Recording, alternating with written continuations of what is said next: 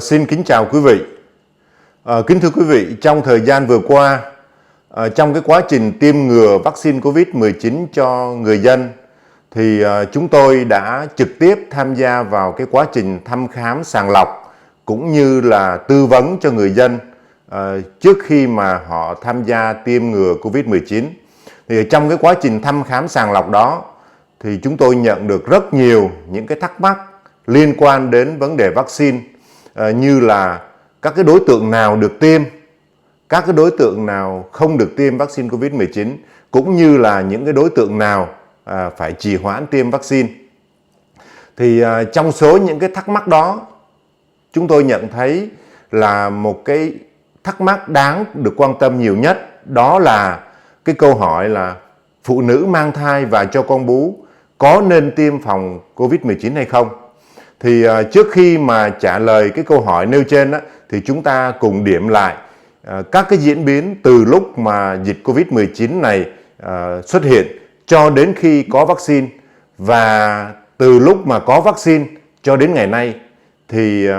cái tình hình tiêm ngừa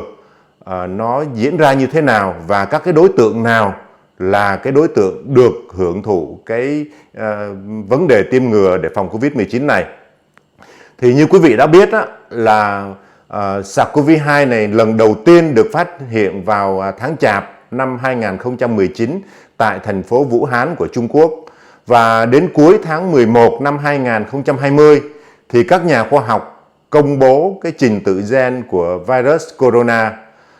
Và khi mà có cái giải trình tự gen rồi thì các nhà khoa học mới tiến hành nghiên cứu các cái loại thuốc để điều trị, cũng như là tiến hành phát triển các cái loại vaccine để phòng COVID-19 này. Sau đó thì Trung Quốc mới tuyên bố là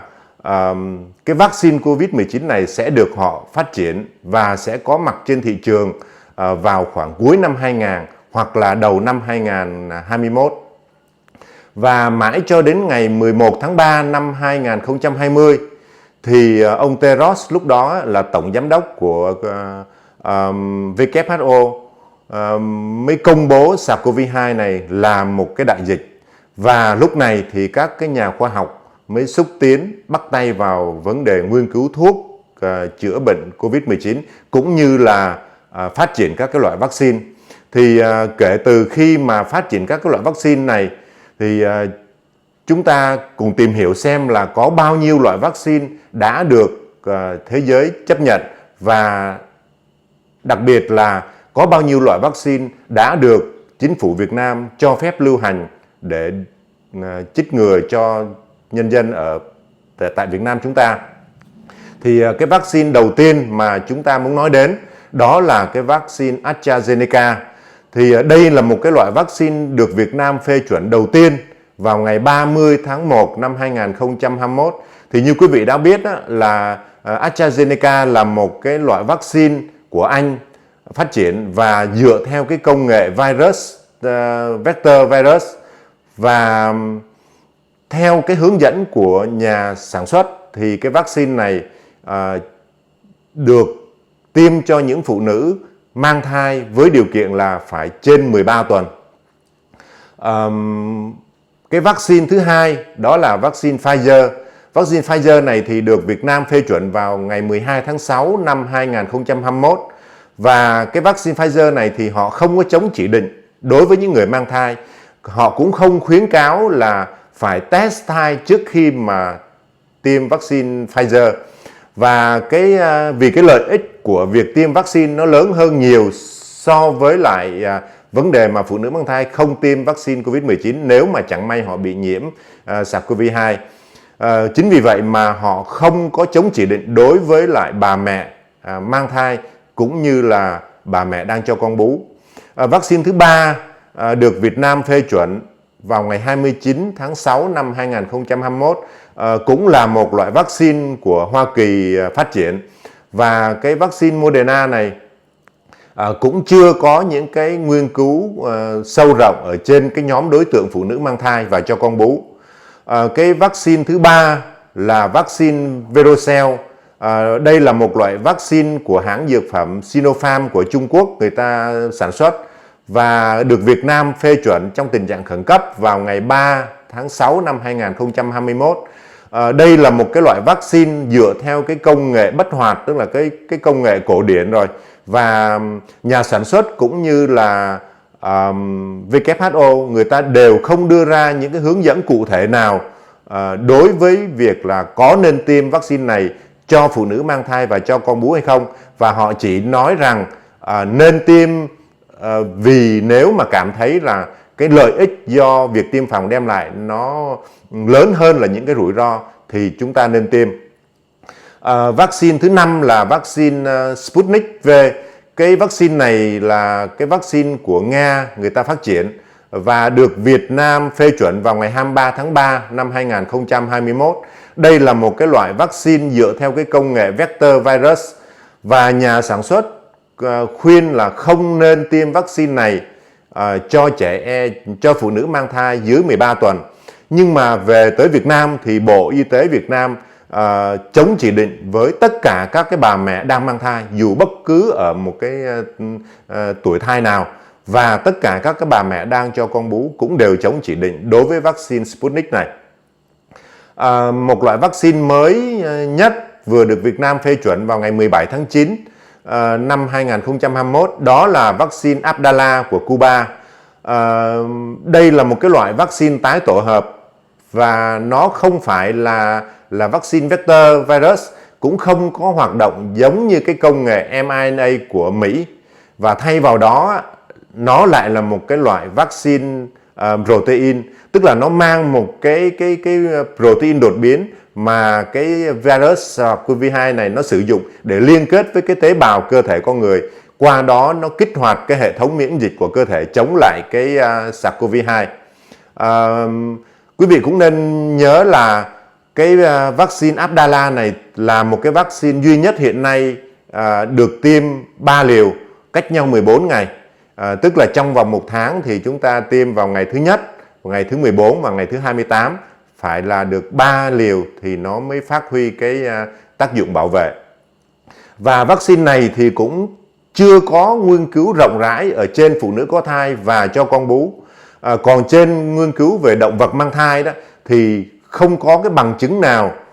mà chứng tỏ rằng nó ảnh hưởng đến sự phát triển của thai trên cái động vật mà người ta nghiên cứu. Thì trên đây là tôi vừa trình bày với quý vị 6 cái loại vaccine hiện nay trên thế giới và ở Việt Nam đang là sử dụng để tiêm ngừa cho người dân, cũng như là các cái khuyến cáo của nhà sản xuất đối với việc sử dụng vaccine này cho phụ nữ mang thai và cho con bú. Và chính vì những cái nghiên cứu đối với phụ nữ mang thai và cho con bú nó chưa có được một cách sâu rộng và triệt để, những cái lời khuyên của các cái nhà sản xuất cũng còn hết sức mơ hồ. Chính vì vậy mà mỗi một quốc gia người ta có một cái chỉ định riêng biệt đối với từng quốc gia một. Và riêng đối với Việt Nam chúng ta thì từ khi mà có vaccine cho tới ngày nay thì Bộ Y tế Việt Nam đã 4 lần ra các cái quyết định về việc hướng dẫn khám sàng lọc các cái đối tượng được tiêm, đối tượng nào không được tiêm, cũng như là các cái đối tượng trì hoãn. Và tôi cũng lược qua 4 cái lần mà chính phủ Việt Nam, mà ở đây là Bộ Y tế, ra những cái quyết định để hướng dẫn người dân sử dụng cái vaccine này, cũng như hướng dẫn cho cán bộ y tế thăm khám sàng lọc, tư vấn cho người dân. Và cái chúng ta quan tâm tới đây là đối với lại phụ nữ mang thai và cho con bú thì sử dụng từng loại vaccine một như thế nào. Thì lần thứ nhất đó là vào ngày 18 tháng 3 năm 2021 thì Bộ Y tế ra một cái quyết định hướng dẫn cái việc mà thăm khám sàng lọc cũng như tư vấn cho người dân tiêm ngừa vaccine COVID-19. Và cái đối tượng là phụ nữ mang thai và cho con bú này thì đối với cái lần thứ nhất này mà Bộ Y tế ra cái quyết định thì nhóm đối tượng mang thai và nhóm bà mẹ đang nuôi con bú đều nằm trong cái nhóm đối tượng trì hoãn, tức là không có nên tiêm vaccine COVID-19. Lần thứ hai thì Bộ Y tế ra một cái quyết định mới, bổ sung thêm một số các cái tiêu chuẩn khác nữa vào ngày 18 tháng 6 năm 2021. Thì các cái nhóm đối tượng là phụ nữ mang thai và nuôi con bằng sữa mẹ này cũng vẫn nằm trong cái nhóm mà trì hoãn. Tức là tất cả những người phụ nữ đang mang thai, bất kỳ là ở một cái lứa tuổi thai nào, rồi những cái bà mẹ đang nuôi con bú, bất kể là em bé đó đang là bú mẹ ở tháng thứ mấy, đều phải trì hoãn không được tiêm vaccine COVID-19. Đến lần thứ 3 là ngày 10 tháng 8 năm 2021 thì Bộ Y tế nới rộng cái nhóm đối tượng ra. Ở cái lần mà hướng dẫn này thì Bộ Y tế cho phép các bà mẹ đang nuôi con bú được tiêm vaccine COVID-19 và những phụ nữ mang thai dưới 13 tuần tuổi thì mới trì hoãn thôi. Còn những phụ nữ mang thai từ tuần thứ 13 trở lên và tất cả các bà mẹ đang nuôi con bú đều được tiêm vaccine ngừa COVID-19. Lần thứ 4 Bộ Y tế sửa đổi, tức là vào ngày 10 tháng 9 năm 2021 là lần mới nhất gần đây, thì Bộ Y tế quy định là tất cả các cái bà mẹ đang nuôi con bú đều được tiêm vaccine COVID-19 bất kể cái em bé đó đang là bú mẹ ở tháng thứ mấy. Chỉ có trì hoãn đối với những phụ nữ đang mang thai dưới 13 tuần. Còn những cái phụ nữ từ 13 tuần mang thai trở lên đều nên được tiêm vaccine ngừa COVID-19. Và quý vị thấy rằng qua 4 cái lần thay đổi đó, 4 cái lần hướng dẫn của Bộ Y tế về vấn đề khám sàng lọc cũng như tư vấn cho người dân để mà tiêm phòng vaccine COVID-19 đó, thì đều theo cái hướng là nới rộng các cái biên độ, nới rộng các cái đối tượng được tiêm vaccine COVID-19 này ra. Trong đó là xác định phụ nữ mang thai là cái đối tượng ưu tiên. Vì là các cái bằng chứng đến nay cho thấy đó là cái người mang thai thì họ có cái nguy cơ mắc bệnh nặng và cái nguy cơ tử vong do COVID-19 cao hơn những cái người không mang thai. Ví dụ như những người mang thai thì cái nguy cơ phải nhập viện cao hơn là những người không mang thai. Cái nguy cơ gây tử vong ở những người đang mang thai cũng cao hơn là những người bình thường. Và các cái nghiên cứu mới đây người ta còn thấy rằng khi mà bị nhiễm COVID-19 này trong thai kỳ thì nó làm tăng cái tỷ lệ sinh non lên. Và quý vị cũng đã biết rằng đại dịch Covid này mới xảy ra chỉ có gần 2 năm nay thôi. Và cái thời gian đó chưa đủ để có những cái hiểu biết về các cái nguy cơ đối với sức khỏe của phụ nữ mang thai do nhiễm cái COVID-19 này đối với người phụ nữ mang thai và đặc biệt là đối với thai nhi. Vậy thì cái câu hỏi được đặt ra là liệu vaccine phòng COVID-19 này có an toàn trong thai kỳ hay không? Thì quý vị đã biết rằng trong cái thời điểm này đó thì đã có hàng trăm nghìn người trên toàn thế giới này, mà đối với các cái có hàng trăm ngàn phụ nữ mang thai trên toàn thế giới đã được tiêm ngừa vaccine COVID-19, bao gồm cả Mỹ, Canada, cả Vương quốc Anh và cả Do Thái cũng đã được tiêm rất nhiều cho những phụ nữ đang mang thai. Và cho đến nay thì không có một cái báo cáo nào cho thấy là có cái mối liên quan giữa vaccine COVID-19 này và những cái bất thường về thai kỳ. Và cũng xin nói để quý vị biết rằng cho đến hiện nay không có một cái loại vaccine phòng COVID-19 nào mà chứa cái virus sống giảm độc lực mà nó có thể có cái nguy cơ là truyền qua nhau thai và gây hại cho thai nhi, bởi vì chỉ có dùng công nghệ vector virus, vaccine bất hoạt hoặc là vaccine công nghệ mới nhất của Mỹ là mRNA, cho nên là không có một cái loại vaccine nào mà có nguy cơ truyền cái virus sống cho thai nhi cả. Và trên các cái nghiên cứu về động vật có thai cũng vậy, cũng không có một cái mối nguy cơ nào liên quan đến cái vấn đề thai kỳ của động vật nghiên cứu được báo cáo cả. Và cái việc mà không có đầy đủ các cái dữ liệu nghiên cứu đối với phụ nữ mang thai khi mà tiêm vaccine COVID-19 này thì thực ra thì đó là một cái quyết định pháp lý mà rất là khó khăn đối với từng quốc gia. Phần lớn là không có cái bằng chứng và hầu hết các cái nước trên thế giới này đã đưa ra một cái lời khuyên cũng không rõ ràng về cái việc mà có nên sử dụng vaccine COVID-19 trong thai kỳ hay không.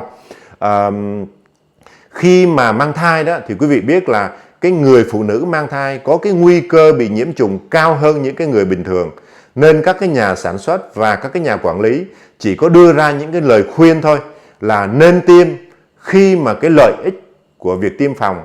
nó lớn hơn là các cái tác dụng không mong muốn mà do vaccine COVID-19 này đem lại. Và quý vị cũng nên biết rằng trong số các cái loại vaccine hiện có trên thế giới này đó, thì chỉ có các cái vaccine rubella, cái vaccine quai bị cũng như là vaccine sởi thì người ta sử dụng cái công nghệ giảm độc lực. Thì nó có thể là các cái độc tố này, các cái virus này nó có thể là xâm nhập vào thai nhi, gây các cái biến chứng. Do đó mà chỉ có các loại vaccine như vaccine sởi, vaccine rubella và quai bị thì chống chỉ định, không được tiêm cho phụ nữ mang thai thôi. Đó là các cái lời khuyên mặc dù nó chưa được đầy đủ của các cái nhà sản xuất cũng như là các chính phủ trên thế giới này đối với việc tiêm phòng vaccine COVID-19 này cho phụ nữ mang thai và các cái phụ nữ đang cho con bú. Mình thử điểm qua các cái ý kiến của các cái nhà chuyên khoa sản coi họ nói gì về cái vấn đề này. Thì quý vị đã biết rằng các cái hiệp hội chuyên môn chẳng hạn như là Đại học Sản phụ Hoa Kỳ, Hiệp hội Y học bà mẹ và thai nhi của trường cao đẳng Sản phụ Hoàng gia, tất cả họ đều là ủng hộ cái việc tiêm ngừa vaccine COVID-19 này trong thai kỳ cho các cái bà mẹ mang thai, bởi vì họ thấy rằng cái lợi ích nó nhiều hơn là các cái nguy cơ mà do cái việc tiêm phòng nó đem lại. Các cái nghiên cứu mới nhất của Đại học Radboud của Northwestern của Mỹ đó, thì người ta cho thấy rằng COVID-19 này không có làm hỏng cái nhau thai và nó có thể an toàn khi mà sử dụng trong thai kỳ. Đó là ý kiến của các cái nhà chuyên môn. Còn những cái người mang thai, các cái phụ nữ đang mang thai và đang cho con bú thì họ suy nghĩ như thế nào về các cái lợi ích và những cái rủi ro do cái việc tiêm phòng vaccine COVID-19 này đem lại. Thì như mọi người đã biết đó, là lợi ích của việc tiêm phòng vaccine COVID-19 này đối với lại cái người đang mang thai quan trọng như thế nào là tùy thuộc vào cái khả năng mà cái người phụ nữ đang mang thai đó sẽ bị nhiễm bệnh, và tiến triển nặng hay nhẹ là do cái khả năng của nhiễm bệnh của từng người. Và cái nguy cơ nhiễm bệnh cũng như cái nguy cơ bệnh nặng thì nó cũng đều khác nhau ở mỗi đối tượng, và nó ít nhiều nó phụ thuộc bởi 3 cái yếu tố sau đây. Thứ nhất là với cái công việc của họ mà khiến họ có nguy cơ nhiễm bệnh nhiều hay ít. Lấy ví dụ một người phụ nữ đang mang thai mà cái công việc của họ phải tiếp xúc với nhiều những cái người chung quanh trong cộng đồng của họ thì cái nguy cơ mà bị lây bệnh nó sẽ tăng hơn với những người mà họ làm việc một cách độc lập và ít có giao tiếp với thế giới bên ngoài. Vấn đề thứ hai là cái tỷ lệ lây truyền ở trong cộng đồng hiện tại mà họ đang sống đó cao hay thấp. Lấy ví dụ như họ sống trong một cái cộng đồng mà có cái tỷ lệ nhiễm ở ngoài cộng đồng cao thì cái khả năng mà họ bị nhiễm bệnh sẽ cao hơn với những người phụ nữ mang thai mà sống trong một cái cộng đồng có cái tỷ lệ nhiễm COVID-19 thấp. Vấn đề thứ ba là cái bản thân cái người phụ nữ đang mang thai và cho con bú này, họ sống với ai trong một gia đình đó, những cái người chung quanh họ có thường xuyên tiếp xúc với thế giới bên ngoài hay không. Và nếu mà trường hợp mà những cái người chung quanh, những người thân của họ cũng là làm những cái công việc phải thường xuyên tiếp xúc với những người bên ngoài thì cái khả năng lây truyền cho cái người phụ nữ này nó cao hơn đối với những cái phụ nữ mà sống trong gia đình mà có ít người giao tiếp với cái cộng đồng ở bên ngoài. Đó là những cái mối nguy cơ mà một người phụ nữ mang thai có thể nhiễm COVID-19, và cái tỷ lệ phải nhập viện, cái tỷ lệ bệnh nặng nó cũng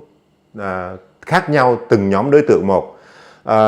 Và cuối cùng là những cái thông tin mà người đang mang thai mà được tiêm ngừa vaccine COVID-19 này thì thực ra mà nói đó thì hiện nay đó là nó còn thiếu rất là nhiều các cái dữ liệu về vaccine đối với phụ nữ mang thai, và đó là một cái việc làm phải nói là không công bằng đối với phụ nữ đang mang thai, bởi vì nó có hai vấn đề sau đây. Thứ nhất là mọi người có thể từ chối cái việc tiêm vaccine cho phụ nữ mang thai, và họ có thể gặp rào cản trong cái việc tiếp cận vaccine chỉ vì họ đang mang thai thôi. Và các cái cơ quan y tế hiện nay thì người ta để cho người phụ nữ mang thai tự quyết định cái việc là họ có nên tiêm vaccine hay không. Thì đó là một cái quyết định rất khó khăn cho người phụ nữ. Và trên cái cơ sở hiện nay ở Việt Nam mình cũng vậy thôi, và trên toàn thế giới cũng vậy. Tiêm vaccine là một cái việc làm hoàn toàn tự nguyện, và cá nhân của từng người phải chịu trách nhiệm về cái quyết định của mình. Và mặc dù là đã có những cái hướng dẫn cụ thể của từng địa phương rồi, của từng quốc gia rồi, nhưng mà vì cái việc thiếu các cái bằng chứng nghiên cứu đối với phụ nữ mang thai thì đó là một cái thiệt thòi cho người phụ nữ. Và cái việc này thì mình cũng phải chấp nhận thôi, bởi vì cái dịch Covid-19 này cũng như vaccine thì nó là một cái tình trạng mà mới xuất hiện chưa được 2 năm nay. Kể cả vaccine cũng vậy, chưa có đủ thời gian để chúng ta nghiên cứu cho nó thấu đáo về cái ảnh hưởng của vaccine đối với phụ nữ mang thai. Ngay cả khi mà cái người mang thai có đủ điều kiện tiêm chủng rồi, thì do các cái cơ quan y tế công cộng cũng không khuyến cáo rõ ràng về việc tiêm vaccine Covid-19 này trong thai kỳ, cho nên cái gánh nặng ở đây là cái người phụ nữ phải đưa ra một cái quyết định cho riêng mình, và cái quyết định này được chuyển qua cho cái người phụ nữ mang thai qua cái việc mà mình yêu cầu họ phải ký một cái cam kết trước khi mà mình tiêm ngừa vaccine cho họ. Ngay cả các cái mọi quốc gia trên thế giới này đều vậy thôi. Tức là khi mà mình hợp đồng với nhà sản xuất để mà mình nhập vaccine về thì mình cũng phải loại trừ cái trách nhiệm đối với đối với nhà sản xuất. Tức là họ không có chịu trách nhiệm về những cái hậu quả nếu có mà do cái vaccine này chưa đủ thời gian nghiên cứu thì họ cũng không chịu trách nhiệm. Nhưng mà vì cái tính cấp bách của dịch này nó quá nguy hiểm, cho nên là hầu hết mọi quốc gia đều chấp thuận cái điều khoản này và miễn trừ trách nhiệm cho nhà sản xuất. Thì cái này cũng là một cái rất là thiệt thòi. Nhưng mà trong cái đại dịch này thì chúng ta phải chấp nhận.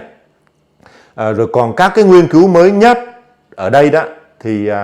các cái nghiên cứu của các nhà khoa học thuộc Đại học Illinois, Hoa Kỳ thì người ta lưu ý rằng là cái nhau thai của những cái phụ nữ mà có cái kết quả xét nghiệm dương tính với SARS-CoV-2